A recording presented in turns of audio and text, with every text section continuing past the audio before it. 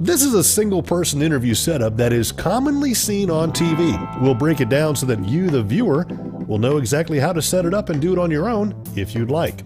3 characteristics that basically define this setup are the framing, the lighting, and the backdrop.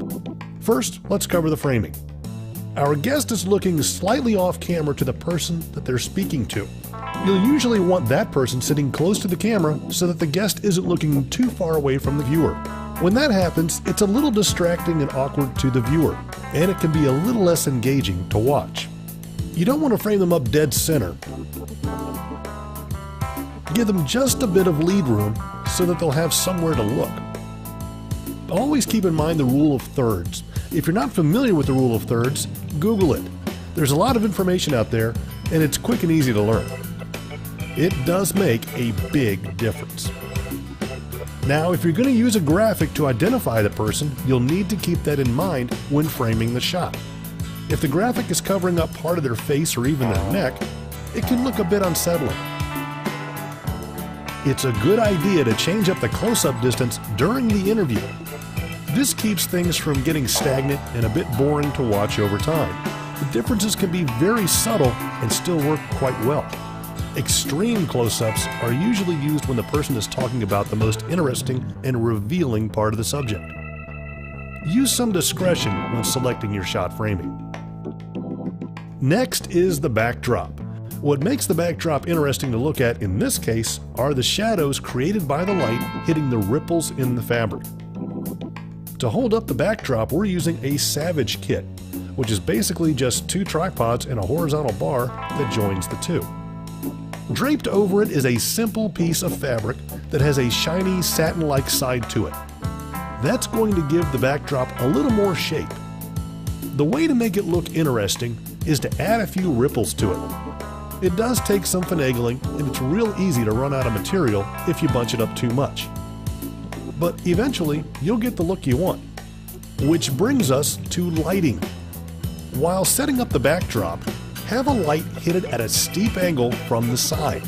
The real trick to the look is how the light falls on the fabric. The shadows are adding depth and texture to the shot. Lighting is the trickiest part of the whole setup and requires the most time, but when it's done right, it makes the whole thing work. Make sure you don't sit the guest too close to the backdrop. You'll want some distance so that you can light the backdrop and the guest separately. Here we're doing 2-point lighting on our guest. The key light is a refill light that isn't too far away from the guest. This can be problematic if they're wearing glasses, as you will get a big reflection. If that's a concern, you can use an Omni-light with diffusion on it to reduce the size of the reflection. The backlight is also providing a bit of fill light. You have to be careful on this because it's easy to create a hot spot along that side of the face. Typically, you'll want to use some diffusion. Now, on the backdrop again just for a second, in order to make it look the way you want, you have to make sure that none of the lights that are used on the guest are spilling onto it. To help prevent this, we're using a TV stand to block out the refill. If you're not shooting this in the studio, you can find other objects to do this, like for example a piece of cardboard taped to a lighting tripod. The point is to keep the light away from the background while still lighting the guest. Where you put the camera is also important. If you're too close to the guest, you may not have enough backdrop to fill in behind them. In that case, try moving the camera back. This type of setup can be done in the studio or an empty classroom. It doesn't require too much space, but you want to make sure you're in a room where you can control the lighting and the sound. Now, when the shoot is over and you're back at the edit suite, be sure to check out the 3-way color corrector. Your footage might look exactly the way you want it to, but after the 3-way color corrector, it could look even better.